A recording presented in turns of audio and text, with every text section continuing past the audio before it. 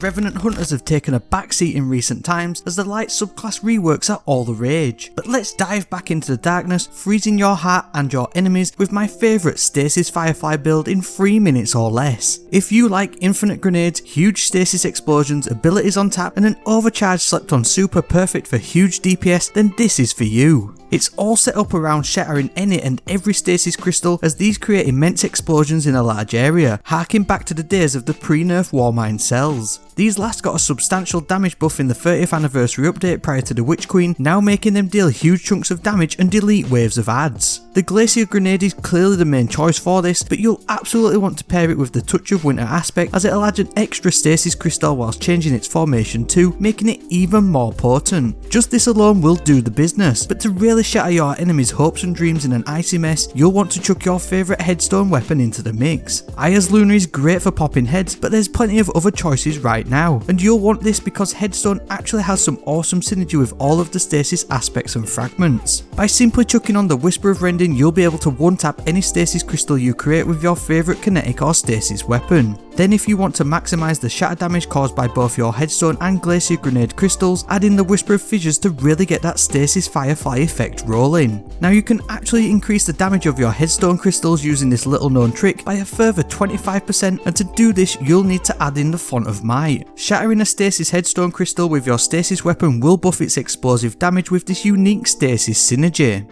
You'll need to create and collect stasis elemental wells to do this though, with elemental armaments and ordnance being ideal picks. Stasis wells will also grant you ability energy too, and you can maximise the effect of this from the Well of Restoration. As you've got Grim Harvest creating stasis shards to grant melee energy when collected, generally your grenade will be your lowest charged ability, but thanks to the Whisper of Shards and also the Whisper of Torment, you'll be able to rapidly recharge your grenades back to back. Shattering either your Glacier Grenades or Headstone crystals will trigger the shards regen boost, and this can be topped up near on indefinitely. Finally, for the best part, and we're going to maximise your DPS, putting you at the top of the chart. Harmonic Siphon will create orbs of power, and multi-kills with the Headstone explosions will count. Now if you put on the Scaly Fish boots, you can rapidly recharge your Silence and Squall super on collecting orbs of power. It's recently been brought back in line to only require 4 Feast of Light stacks to overcharge your super and boost its damage by 70%. This makes it perfect for high burst damage with its one and done nature, but where it really shines is that you can pair it with the Supreme Well Maker. This will create stasis wells on popping your super, which will instantly trigger the Font of Might, buffing your favourite stasis heavy weapons such as the Reed's Regret. Then with the Whisper of Impetus you can chuck your Withering Blade melee to instantly reload your heavy weapon and maximise your damage output. But the real beauty of this though is that it's super easy to use, easy to set up, and will stack with buffs from the Well of Radiance and Divinity, easily making you the envy of any good fire team and some bad ones too.